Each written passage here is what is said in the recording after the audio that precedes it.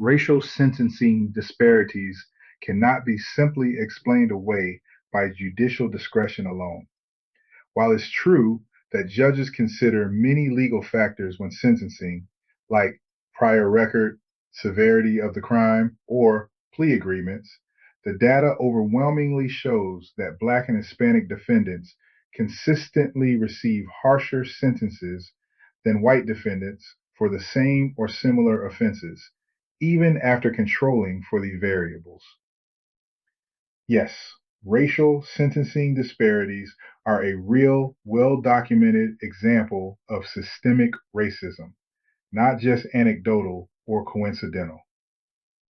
Number 1, U.S. Sentencing Commission Report, 2017, reaffirmed in 2022.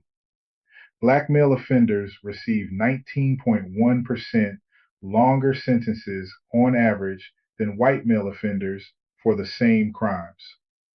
This disparity remains after accounting for criminal history, offense severity, and other legal factors.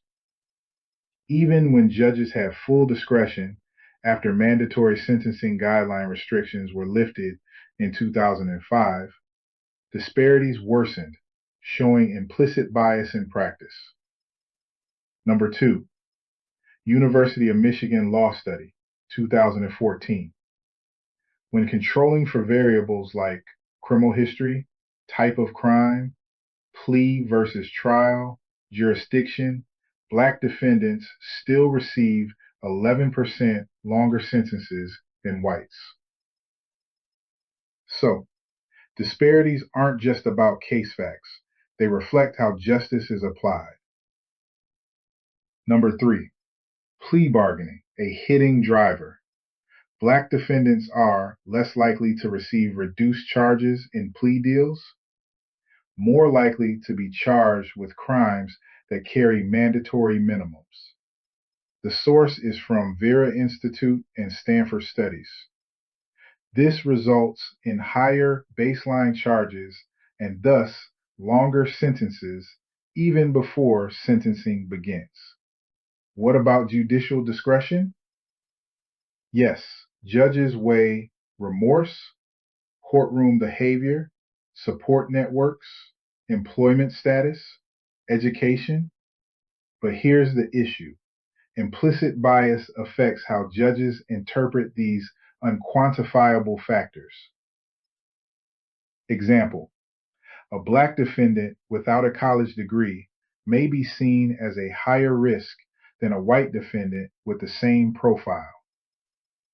These legitimate considerations can be infected with subjective bias, especially when they're not transparent or standardized. Systemic racism defined. Systemic racism isn't just individual prejudice, it's when institutions produce racially unequal outcomes, even without overt racism. The criminal justice system does exactly that. Racial profiling led to more arrests of Black men. Unequal bail setting led to more pretrial jail time for Black defendants.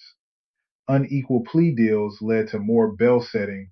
Racial sentencing disparities are not a myth or purely anecdotal. They are measurable, repeatable, and institutionalized, making them a textbook case of systemic racism. Judicial discretion, while a real factor, often amplifies existing racial biases rather than neutralizing them.